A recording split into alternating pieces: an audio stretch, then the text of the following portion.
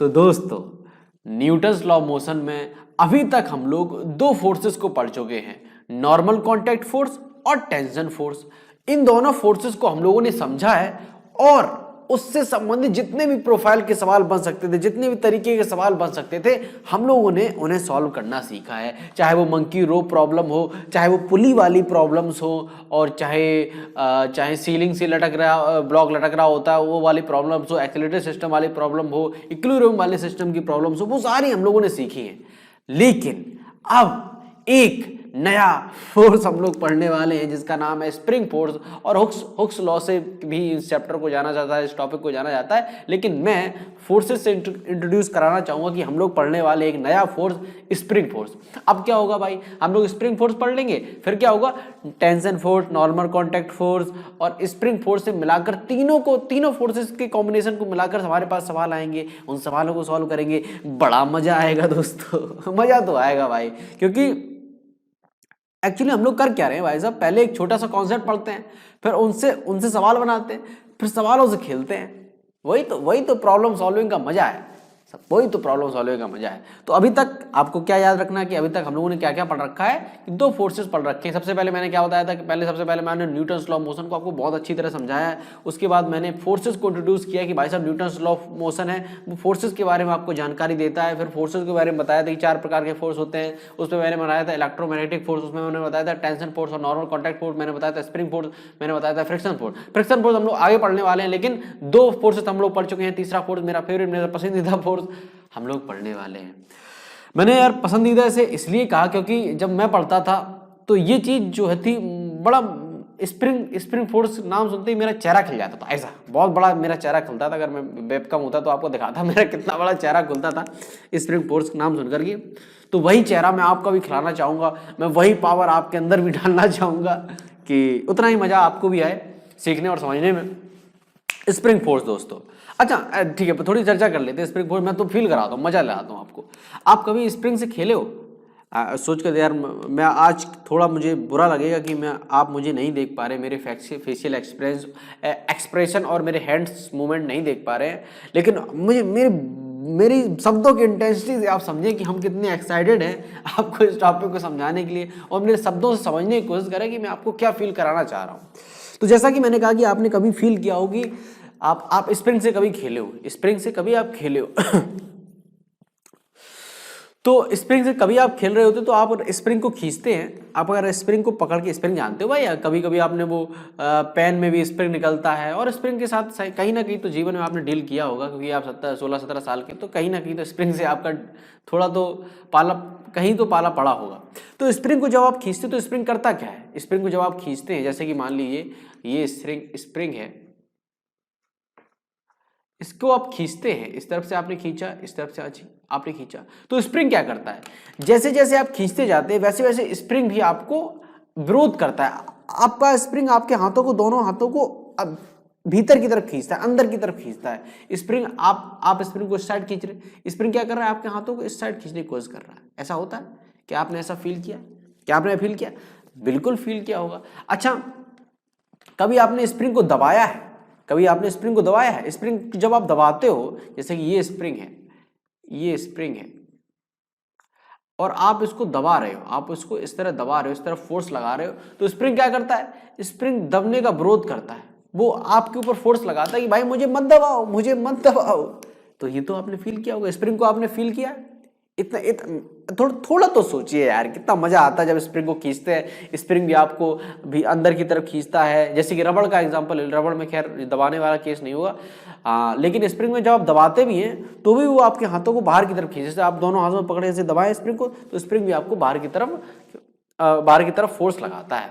तो this is the feel of spring force. जैसे कि एग्जांपल के तौर पर मान लीजिए कि एक सिरे पर हिंज, ये दीवार है, इससे स्प्रिंग यहाँ पर हिंज है, ठीक है, एक ब्लॉक दूसरे सिरे पर स्प्रिंग के ब्लॉक अटैच्ड है, और ब्लॉक पर कोई एफ फोर्स लगाकर इस तरफ से खींचा जा रहा है, इस तरफ से खींचा जा रहा है, तो क्या करेगा, एक फोर्स डेवलप होगा स्प्रिंग, जो कि हमने अभी तुरंत मैंने आपको फील से बताया कि ऐसा होता है कि आपको फोर्स फील होता है। वही फोर्स इस ब्लॉक पर इस तरफ लगेगा जब आप इस तरफ एक फोर्स लगाएंगे, इस ब्लॉक को खींचेंगे तो स्प्रिंग खींचेगा, और स्प्रिंग खींचने के साथ साथ यहाँ पर एक फोर्स डेवलप होगा, उसे ही हम क्या बोलते हैं, एफएस बोलते हैं, स्प्रिंग फोर्स बोलते हैं। क्या इतनी बात आपको समझ में आई? स्प्रिंग फोर्स की फीलिंग आपको समझ में आई होगी। अच्छा, एक चीज आपने और फील करी होगी कि जितना ज्यादा आप दबाते हैं उतना ही फोर्स की वैल्यू बढ़ती चली जाती है, और जितना ज्यादा आप खींचते हैं उतनी ही ज्यादा इंटेंसिटी से वो स्प्रिंग आपको खींचता है। यानी कि कहीं ना कहीं जितना, मान लीजिए कि ये स्प्रिंग है, इसको आप इतना इतना खींच के इतना पचका दो, तो इतने पचकाने से वो बहुत ज़्यादा फोर्स, जितना ज़्यादा दबाओगे उतना ज़्यादा एफ जो है स्प्रिंग फोर्स प्रोड्यूस होगा। ये भी आपने फील किया होगा, ऑब्जर्वेशन से है, कोई ज़्यादा परेशान वाली बात नहीं, जो आपने फील करा है वही मैं बता रहा हूँ। तो this is the simple observation of spring force.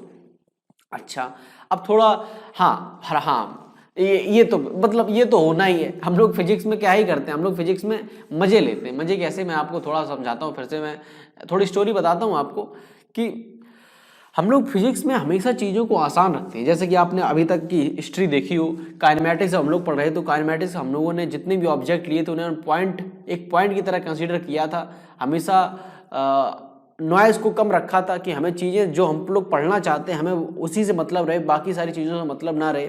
और आपने देखा होगा कि हम लोग आइडियल स्ट्रिंग की चर्चा करी, हम लोगों ने आइडियल पुली की चर्चा करी। अब हम लोग हमेशा आइडियल स्प्रिंग की भी चर्चा करेंगे, मतलब कि हम हमेशा मासलेस स्ट्रिंग ही कंसीडर करेंगे, आइडियल स्प्रिंग कंसीडर करेंगे, यानी मासलेस स्ट्रिंग कंसीडर करेंगे। स्प्रिंग का कोई भी मास आपको सवाल में नहीं दिया जाएगा, ये अपने सिलेबस में नहीं है, क्योंकि हमें फोर्सेस के बारे में पढ़ना है, हमें अपनी चीज़ों को कॉम्प्लिकेटेड नहीं करना है। लेकिन नहीं दिया जाएगा मास, आपको मास आइडियल स्प्रिंग की चर्चा यहाँ पर होगी। और ऐसा क्यों होता है कि आइडियल चीज़ें हम लोग क्यों लेते हैं? बच्चे सवाल करते हैं कि भाई साहब ये बताओ कि आइडियल चीज़ें क्यों ली जाती? तो सीधी सी बात है, मैं हमेशा समझाता हूँ, आइडियल चीज़ें इसलिए ली जाती क्योंकि हमारा जो मोटिव होता है, हमारा मोटिव होता है कि हमें जैसे कि काइनेमैटिक्स में हम लोगों ने सिर्फ एक किसी भी ऑब्जेक्ट को पार्टिकल की तरह ट्रीट क्यों किया? क्योंकि हमें पार्टिकल के आकार से कोई मतलब ही नहीं था, न पार्टिकल के मास से कोई मतलब था, हमें तो सिर्फ मोशन को स्टडी करना था। इसीलिए काइनेमैटिक्स में हमें कोई नीड ही नहीं थी कि पार्टिकल के हम लोग मास को देखें या उसके आकार को देखें कि कार चल रही है, कार किस आकार की है, कार सेडान है, मर्सिडीज है, एसयूवी है, नहीं मतलब था हमें उससे। हमें था कि भाई साहब पॉइंट है, वो पॉइंट किस तरह मूव कर रहा है, हमने उसको स्टडी करा था। वही चीज यहाँ पर है, हमें मास, स्प्रिंग का मास लेके हमें नहीं लगता कि यहाँ पर हम अपने कॉन्सेप्ट को समझ पाते, हम लोग फोर्सेस को अच्छी तरह एनालिसिस कर पाते। ऐसा हम लोग नहीं कर पाते, मतलब ये हमारे लिए थोड़ा टफ होता है। इसीलिए हम लोग आइडियल चीजें लेते हैं कि हमारी जो जीवन है, हमारा फिजिक्स की जो पढ़ाई है, थोड़ी आसान रह सके। अच्छा दोस्तों, ओके दोस्तों, तो ये बात है कि जो मैंने आपको समझाया कि आइडियल स्प्रिंग हम लोग कंसीडर करेंगे। इसके बाद क्या आता है, मान लीजिए कि कोई एक दीवार है, वहां पर एक जो स्प्रिंग है, स्प्रिंग जब अपनी स्प्रिंग पर कोई फोर्स नहीं लग रहा होता, तब वो क्या होता है, नेचुरल लेंथ पर होता है, उसकी जब नेचुरल कंडीशन में होता है। जब उसे आप खींचते हैं, एक्सपेंशन करते हैं, मतलब उसको एक्सपेंड करते हैं, खींचते हैं। मान लीजिए आपने यहां से इसे एक्स खींच दिया, कोई फोर्स लगाकर इसे खींचते हैं, तो क्या करता है, ये भी आपको इस तरफ खींचने की कोशिश करता है, इस तरफ एक फोर्स लगाता है, जिसे क्या कहते हैं हम लोग, स्प्रिंग फोर्स कहते हैं। जैसे अभी ऑब्जर्वेशन से बताया, जब आप इसको कंप्रेस करते हैं, दबाते हैं, मान लीजिए आपने इस तरफ एक फोर्स लगाया, जैसे कि यहाँ पे दिख रहा है एनिमेशन में, तो एक्स आपने अगर इसे खिसका दिया तो उसे कंप्रेशन, तो ये भी एक फोर्स लगाएगा, स्प्रिंग इस तरफ से एक फोर्स जनरेट करेगा, तुरंत एफ एस फोर्स जनरेट करेगी। This is simple feeling. आपको ये बात आपने समझ में आई कि नेचुरल लेंथ होता है, नेचुरल लेंथ से अगर एक्स एक्सपेंड करोगे तो भी एक फोर्स डेवलप होगा, किस डायरेक्शन में, डिस्प्लेसमेंट के विपरीत डायरेक्शन में, अपोजिट डायरेक्शन में। अगर दबाओगे, अगर स्प्रिंग को आप कंप्रेस करोगे, तो आपने इस तरफ फोर्स लगाया और मतलब आपका डिस्प्लेसमेंट इस तरफ रहा और फोर्स किस तरफ जनरेट हुआ, इस तरफ जनरेट हुआ, ठीक है, एफ एक्स जनरेट हुआ। तो सिंपल फीलिंग, सिंपल ऑब्जर्वेशन है स्प्रिंग फोर्स की। अच्छा, अब ये आ गई, ये तो फीलिंग की बात होगी, ये तो फील की बात होगी। अब बात करते हैं हुक्स लॉ, जो हमें फंडामेंटल बताते हैं कि ये तो बात होगी कि एफ एस है वो क्या होगा, फ्रिक्शन क्या बोलते हैं जिसको, स्प्रिंग फोर्स क्या है, हमें फील समझ में आ गई, लेकिन इसका मैग्नीट्यूड क्या होगा, what is the magnitude of spring force. तो हुक्स लॉ ने बताया है, ये भी सिंपल सी ऑब्जर्वेशन है। जैसा कि अभी ऑब्जर्वेशन से आपने देखा कि जितना ज्यादा स्प्रिंग खींचोगे उतना ही ज्यादा उसमें क्या फोर्स डेवलप होता जाता है। जैसे ये स्प्रिंग है, ये अभी अपनी नेचुरल लेंथ पर है, किस पर है, नेचुरल लेंथ पर है। अगर हम इस स्प्रिंग को जितना ज़्यादा खींच दें, इसको हम लोग एक्सपेंड कर दें और खींच दें, जैसे हम लोगों ने x खींच दिया, नेचुरल लेंथ से इसे x खींच दिया, तो जितना ज़्यादा x होगा उतना ही फोर्स इसमें डेवलप होगा। जितना ज़्यादा x की वैल्यू होगी उतना ही फोर्स यहाँ पर डेवलप होगा। यानी फोर्स टोटली डिपेंडेंट है किस पर? x पर। यानी कितना आप डिस्प्लेस कर रहे हो, कितना आप नेचुरल लेंथ से उसे एक्सपेंड कर रहे हो, कंप्रेस कर रहे हो। ये कंप्रेशन के लिए भी सही है। मान लीजिए आपने स्प्रिंग को कंप्रेस कर दिया इतना, यहाँ पर नेचुरल लेंथ थी, आपने x कंप्रेस कर दिया, तो तब भी ये फोर्स जनरेट करेगा, तब भी ये फोर्स जनरेट करेगा। जितना ज़्यादा आप कंप्रेस करोगे उतना ही ज़्यादा फोर्स आएगा। यानी इससे एक सिंपल सी हमारे सामने फीलिंग आती है कि जो फ्रिक्शन फोर्स है वो डायरेक्टली प्रोपोर्शनल टू x है। ये हुक्स का लॉ है, यही हुक्स का नियम है कि जो कंप्रेशन है नेचुरल लेंथ के रिस्पेक्ट में, जो कंप्रेशन है और एक्सपेंडेशन है उसके डायरेक्टली प्रोपोर्शनल होता है फ्रिक्शन फोर्स। और ये तो हम लोग फील से भी देख सकते हैं अपने साधारण जीवन में, स्प्रिंग से हम लोग खेलें तो वो चीज़ समझ सकते हैं। अच्छा अब बात आई कि इसके बीच में कांस्टेंट आ जाता है, क्योंकि अगर हम प्रोपोर्शनल साइन हटाएंगे तो कांस्टेंट आएगा, तो कांस्टेंट k इंटू एक्स। अब k क्या है यहाँ पर? k है स्प्रिंग कांस्टेंट, इसके लिए चिंता नहीं करनी। ये स्प्रिंग के मटेरियल पर निर्भर करता है, स्प्रिंग की मोटाई, स्प्रिंग की लेंथ, टेम्परेचर, ये बहुत चीज़ों पर निर्भर करता है। इसके बारे में आपको चिंता नहीं करनी, ये आपको हमेशा सवाल में दिया जाएगा। ये होता है स्प्रिंग कांस्टेंट, स्प्रिंग कांस्टेंट, ठीक है। अच्छा, ये तो हो गया मैग्नीट्यूड की, स्प्रिंग फोर्स का मैग्नीट्यूड क्या होगा। अगर डायरेक्शन की बात है तो डायरेक्शन का हमेशा याद रखिए, वेक्टर फॉर्म में लिखना चाहें तो के एक्स माइनस के एक्स, यानी कि जो फ्रिक्शन फोर्स की वैल्यू है माइनस के एक्स वेक्टर। मतलब जैसा कि आपने फील से देखा कि अगर डिस्प्लेसमेंट इस डायरेक्शन हुआ है तो फोर्स किस डायरेक्शन में लग रहा है? फ्रिक्शन फोर्स अपोजिट डायरेक्शन में लग रहा है। दैट्स व्हाई वेक्टर फॉर्म में हमें यहाँ पर नेगेटिव दिखाई देता है। क्या हुक्स लॉ आपको समझ में आया? फीलिंग है, सिंपल सी फीलिंग यार। मतलब इसमें भी अगर हम बार बार बोले तो मजा नहीं आएगा दोस्तों, समझ रहे हो, है ना। वो तो आपको दिखाई देता है कि अगर आप स्प्रिंग को खींचोगे, जितना ज्यादा खींचते जाओगे उतना ज्यादा फोर्स डेवलप होता जाता है। यानी कि एफ के मतलब जो फ्रिक्शन फोर्स है, डिस्प्लेसमेंट के जो भी नेचुरल से आप कंप्रेस या उसको एक्सपेंड कर रहे हो उसके प्रोपोर्शनल है, वो तो दिखाई दे रहा है। वही तो हुक्स ने बताया, वही एक्सपेरिमेंट है। वो तो हम लोग भी एक्सपेरिमेंट कर सकते हैं। हुक्स ने का बड़ा काम कर दिया, मतलब हाँ, मतलब बड़ा किया, विद ड्यू रिस्पेक्ट, उन्होंने बड़ा काम किया है। अच्छा ओके, तो यहीं मैंने जो लिखा है कि स्प्रिंग कांस्टेंट है और एक्स, बहुत जरूरी बात है, जो एक्स है, मैंने यहाँ पर एनिमेशन मेरा थोड़ा सा ये एनिमेशन बंद हो गया था। ध्यान देने वाली बात यह है दोस्तों कि x है जो एक्सपेंशन और compression with respect to natural length है दोस्तों, हमेशा याद रखिएगा, with respect to natural length है। ये मैंने फॉर्मूला जो मिटा दिया था वो दोबारा लिख दिया, ठीक है दोस्तों।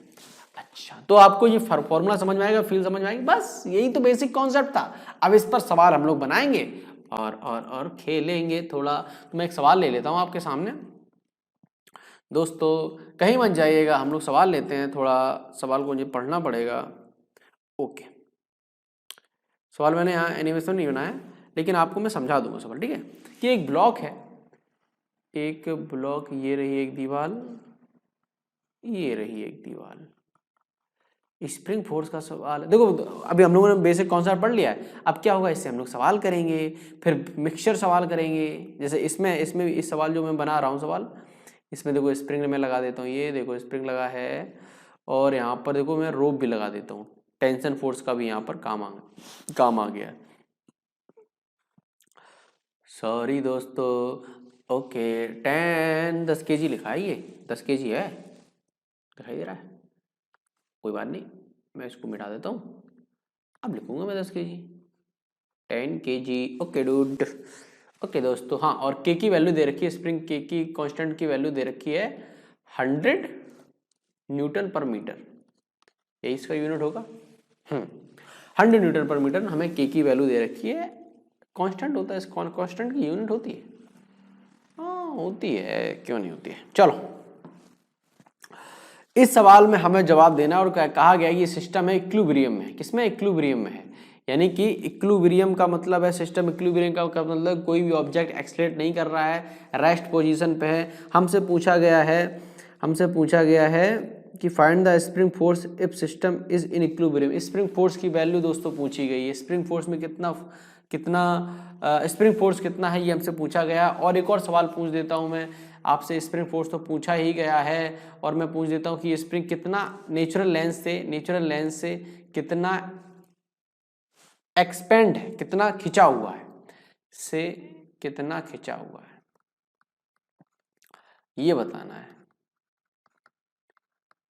हुआ है नेचुरल लाइन से कितना खिंचा हुआ, ये आपको बताना है। तो दोस्तों क्या करेंगे हम लोग, बताइएगा। एफबीडी बनाएंगे। सबसे पहले क्या करेंगे, एफबीडी बनाएंगे। तो इस ब्लॉक का एफबीडी बनाओगे तो एफबीडी के लिए यहाँ पर नीचे लगेगा 100 न्यूटन, क्योंकि 10 kg का ब्लॉक है। तो ऊपर लगेगा कितना, ऊपर टेंशन लग रहा है, तो इक्विलिब्रियम है, तो T = 100। इक्विलिब्रियम का क्या मतलब, कोई एक्सेलरेशन नहीं, ब्लॉक एक्सेलरेट नहीं कर रहा, तो ऊपर वाला फोर्स बराबर नीचे बराबर, तो T = 100 न्यूटन। यानी T यहाँ पर भी है तो T यहाँ पर भी होगा, T यहाँ पर भी है तो T यहाँ पर भी है, तो स्प्रिंग फोर्स कितना लग रहा होगा, स्प्रिंग फोर्स कितना लग रहा होगा। अगर ये चीज है, ये स्प्रिंग है, ये स्प्रिंग यहाँ पर हिंज है, ठीक है, स्प्रिंग, और इस तरफ स्प्रिंग पर 100 न्यूटन का फोर्स लग रहा है। मैंने ये पिक्चर यहाँ पर बना दी, ये पिक्चर मैंने यहाँ पर बना दी। स्प्रिंग मेरा थोड़ा अच्छा नहीं बना, उल्टा सीधा बना है।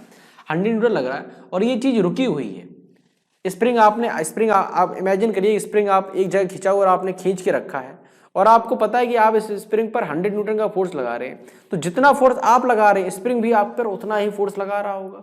यानी कि यहाँ पर स्प्रिंग फोर्स कितना है, स्प्रिंग फोर्स भी यहाँ पर कितना है, 100 न्यूटन है। स्प्रिंग फोर्स कितना है, 100 न्यूटन है। तभी तो ये बैलेंस्ड है, तभी तो ये रुका हुआ है। अच्छा, जब स्प्रिंग फोर्स 100 न्यूटन है और हमसे पूछा गया, जो मैंने सवाल बनाया कि नेचुरल लेंस से कितना खिंचा हुआ है, तो वो तो आपको पता ही है, kx होता है मैग्नीट्यूड Fs के बराबर।